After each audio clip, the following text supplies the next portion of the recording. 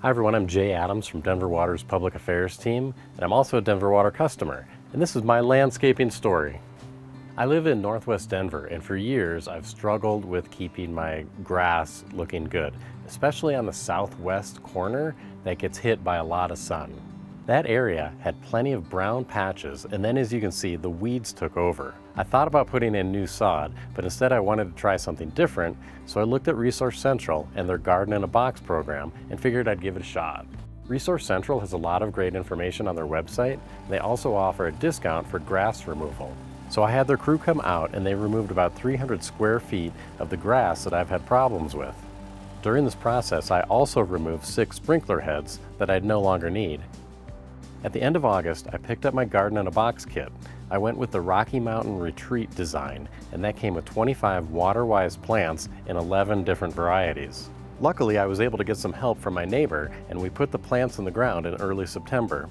What I like about Garden in a Box is that Resource Central has landscape professionals pick out the plants, and they even created a design of how to plant them. So I'm not an expert gardener, so I was a little bit nervous about how these plants were going to do since I planted them in the fall. Would they make it through the winter? But let me give you a quick tour here. This is the spring, their first spring here, and it's been dry so far, but really they've been doing pretty well. I'm really looking forward to seeing a lot of different colors, some flowers. We're expecting some birds, bees, some butterflies even.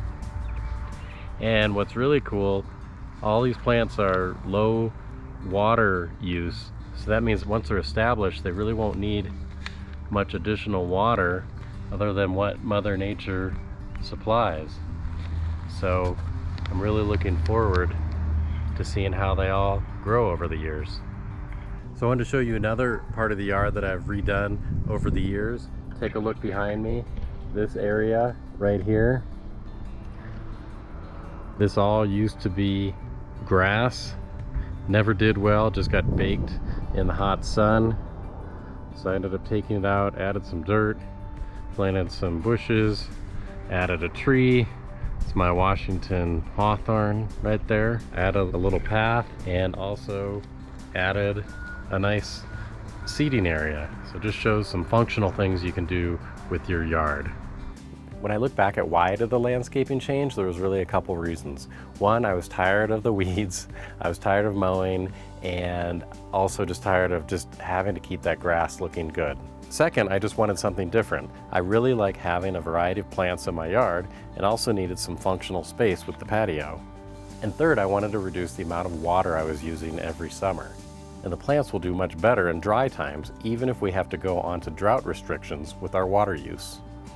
My advice to people who are considering doing some landscape change is to make sure that you have a plan. Don't just go out and just do it without knowing what you're going to do with that space where you remove the grass. Also remember not to bite off more than you can chew. It's okay to just do a small area. You don't have to do your whole yard at once. One other tip, you don't have to use Garden in a Box to do landscape change. Your local garden and nursery center will have plenty of water-wise plants out there. Another good option is Plant Select. They have a full list of water-wise plants, so that's another great resource to check out. Another good source of information is denverwater.org. We've got great information about remodeling your yard. There's Xeriscape garden plans, water efficiency tips, and rebates. So that's my landscape story. Hope you enjoyed it. Hope you learned something. Remember, you can always go to denverwater.org for more water-saving ideas.